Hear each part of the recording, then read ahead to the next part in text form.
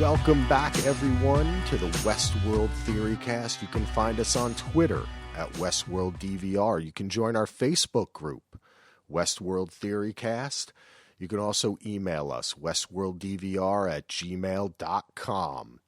Now, I was with you just yesterday, and we did an episode review of episode 8 with Mr. DJ Tim Hines, and I had promised you that I'd be back, and I am back.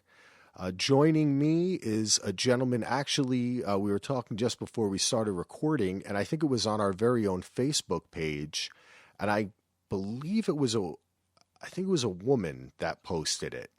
Maybe,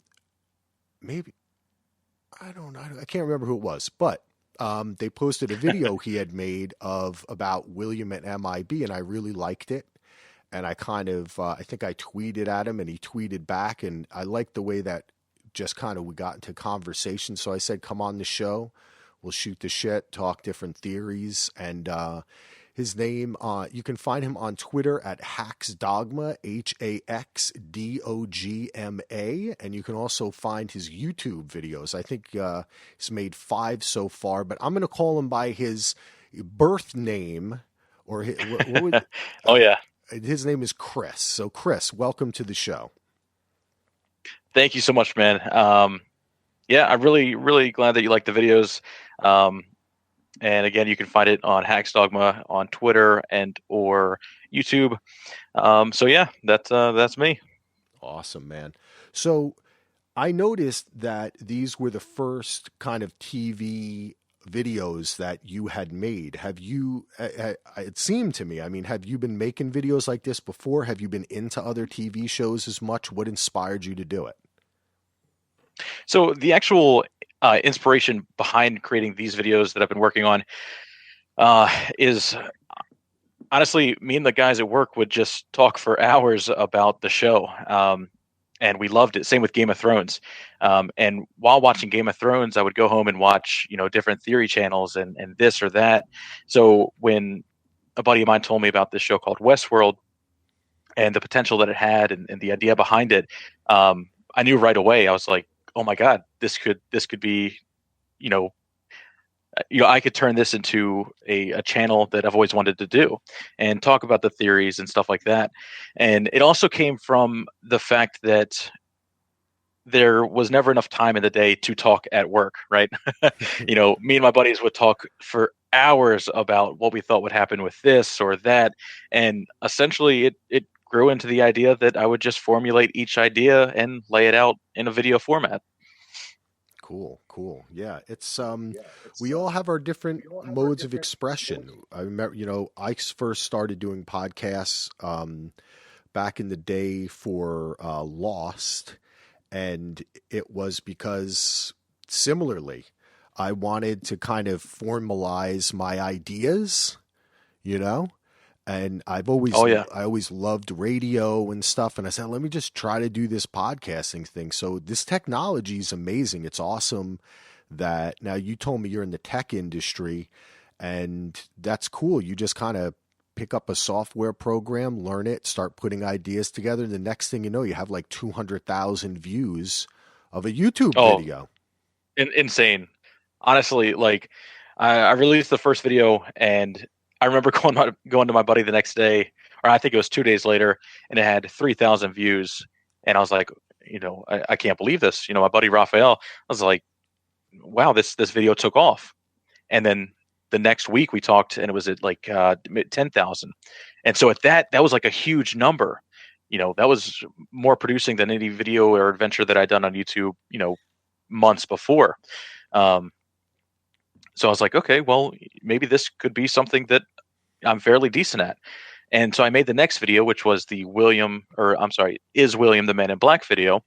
And within a week, I think it had 50,000 views.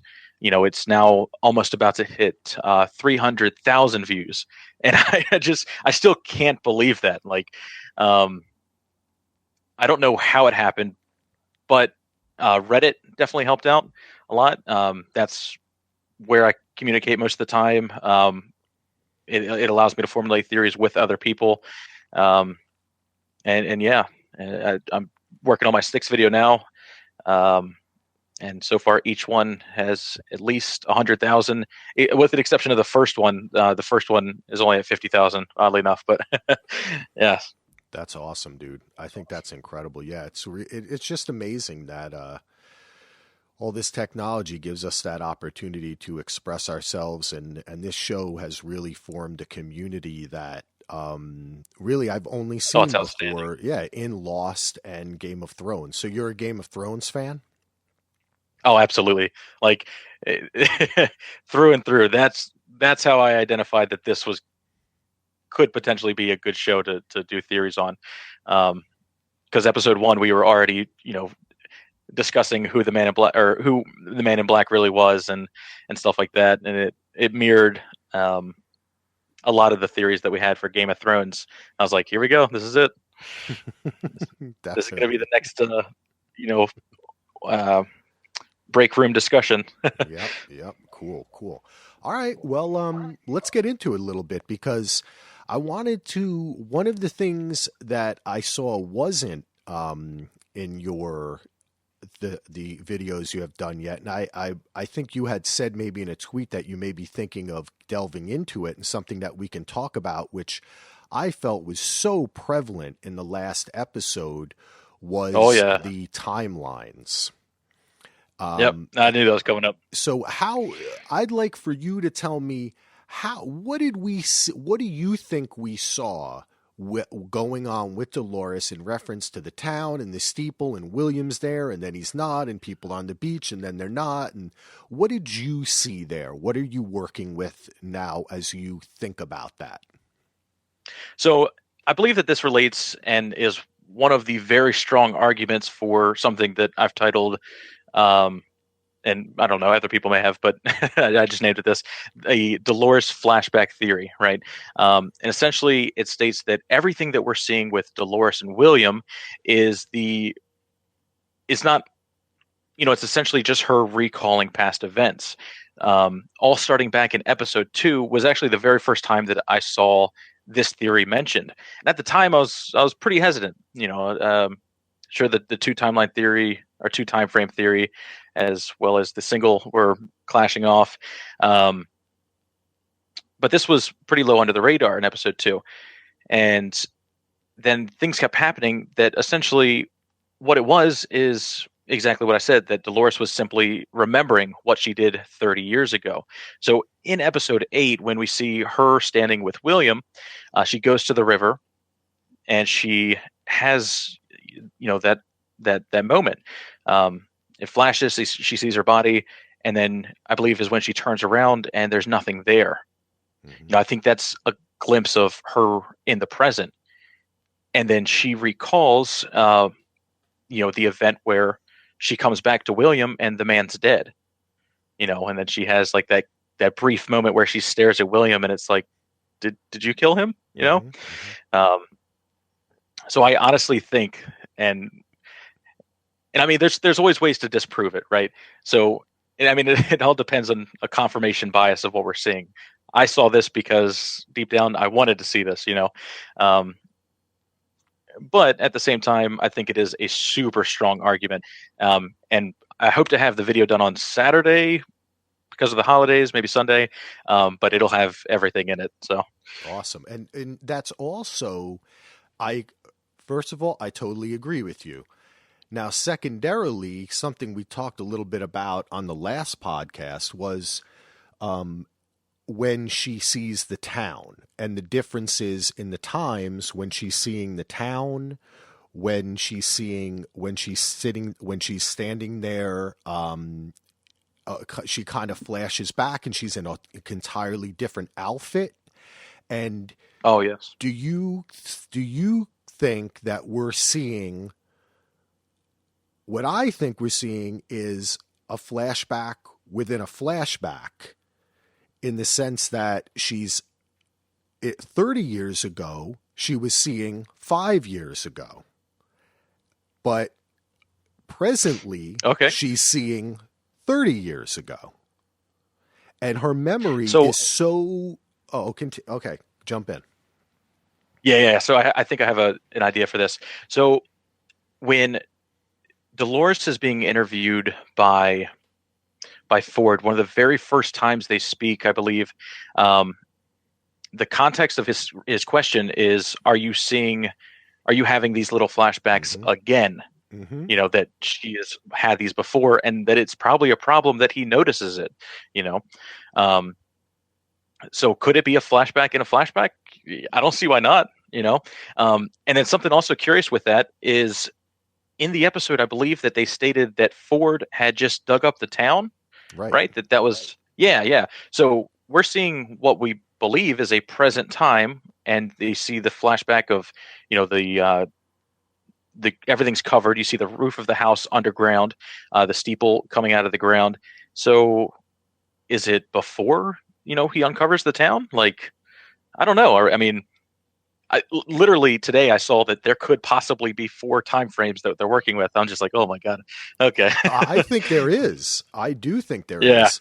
I think that there were 3 before, and I'm not quite sure we ever saw. I mean, we have to be careful here, because there is a difference between describing events occurring in a certain time frame and flashbacks that happen. So we have definitely seen longer than 35 years ago, because we saw the flashback when Ford was younger with the CGI and everything, right?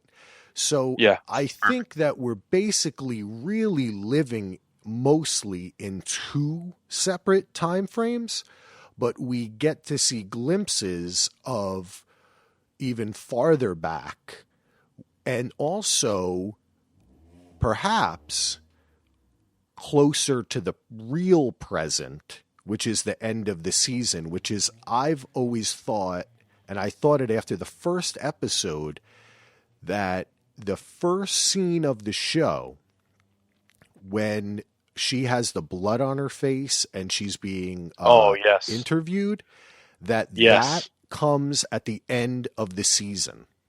I thought that too, yeah. Because it just seems like a really odd way to start it. And then, I don't know, something about the lighting. If you also watch that scene, the lights in the background are flickering. And I haven't actually figured out what this means. But if you watch some of the scenes that Dolores and Ford have, maybe Bernard, don't quote me on that one though, in like the Delos building, there's some times where it's perfectly lit and it's a state-of-the-art facility, and then there are other times that they're having an interview in what we think is the modern time, but like the lights are flickering. They're in the same rooms that they're doing like the inspections in. But like the lights, I don't know, there's something with the lights and the whole setting around it. It looks like an abandoned building, such as we would see near the cold storage facilities. Yeah, I really would. I think it would be fun to just watch all of the lab scenes with Dolores, because I think in the end we may discover that, the one with Ford may have actually been 30 years, and then several of the Bernards may be Bernarnold or Barnold, whatever people are calling him. And Bernard, and some might actually be Bernard, one or 2, maybe only one. I really wish we had more information about Bernard being Arnold or vice versa, or I don't even know. After episode 7, I thought we would have the conundrum of, maybe because everyone after episode 7 was thinking Teresa's being turned into a host because we saw the body being made, right? So I was like, well, where does it end? Like, everybody's a host now, and maybe they're not. And halfway through the season, they die and become a host. And okay, we have a flashback of Bernard with his little kid. And then 15 years into the park's, life, essentially. And then Bernard discovers something Ford's doing, and that's when he becomes a host. So he wasn't a host the whole time. And I'm like, oh, okay, here we go. But I don't know.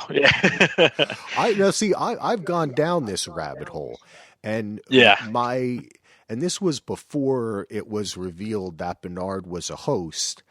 And my feeling was, and I'm more, I guess you could say, look, you can say this. There either was a guy named Arnold or there wasn't.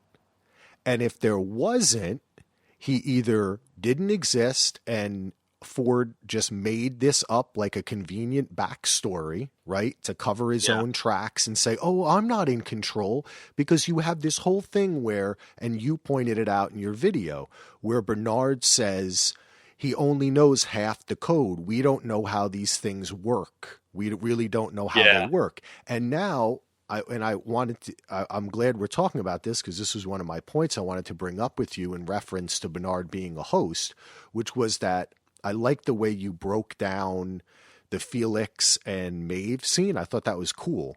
And awesome. I think that the three big scenes are, you're right, that scene, the scene with Teresa and Ford, and now I think we can add the scene in this episode between Ford and Bernard, where he basically says, Bernard, these things were just kind of like, they could pass the Turing test, but they were, maybe he didn't really say that, actually. And I shouldn't throw that in there, because that would in some way point to a time frame that he's previously spoken about. But he basically said it wasn't until I couldn't make them more human, and neither could the engineers. So that's why I made you.